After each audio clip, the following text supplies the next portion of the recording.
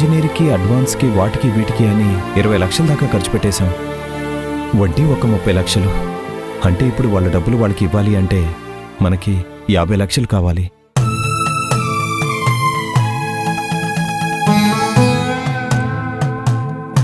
అంత డబ్బు ఇప్పటికిప్పుడు ఒకసారి వెళ్ళి టైం ఏమని అడిగితే బాగుంటుందేమో కదా. లేదు బావా, నిన్న ఆవిడ మాట్లాడింది విన్నావు కదా.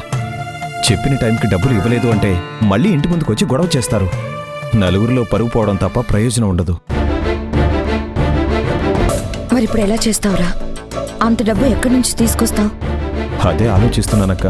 అవసరానికి తీసుకున్నా కూడా కనీసం మనం ఏ అవసరానికి ఉపయోగించుకోకుండానే వాళ్ళ డబ్బులు వాళ్ళకిచ్చేయమని అడుగుతున్నారు.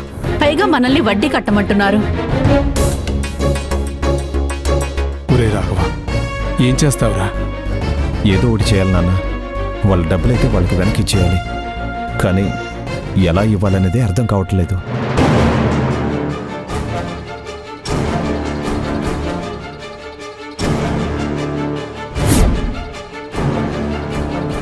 ఆగండి.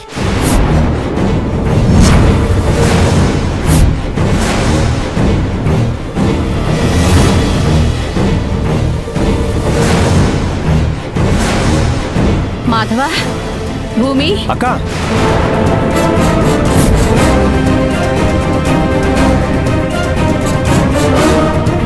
మళ్ళీ ఏం మొహం పెట్టుకుని ఇంట్లోకి వస్తున్నారు? మమ్మల్ని నాశనం చేస్తారుగా, సరిపలేదా మీకు?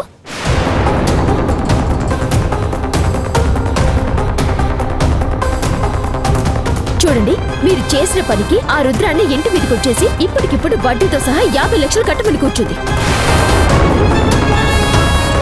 ఇప్పుడు ఆ డబ్బులు ఎక్కడి నుంచి తీసుకురావాలని మా బావ బాధపడుతున్నాడు. దీనంతటికీ కారణం ఎవరు? మీరేగా.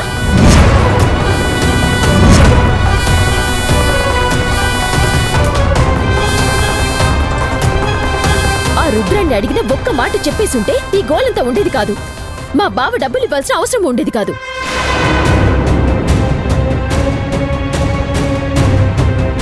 ఆ ఎన్జిఓ గురించి ఒక్క మాట మంచిగా చెప్పమంటే చెప్పడం చేత కాలేదు. ఇంకా మమ్మల్ని నాశనం చేయడానికి ఏం మిగిలిందని వచ్చారు?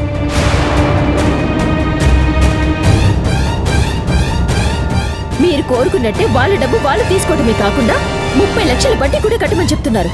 మా కష్టాలు చూసి నవ్వుకోవడానికి వచ్చారా? చెప్పండి, ఎందుకు వచ్చారు? నా బంగారం కోసం వచ్చాం.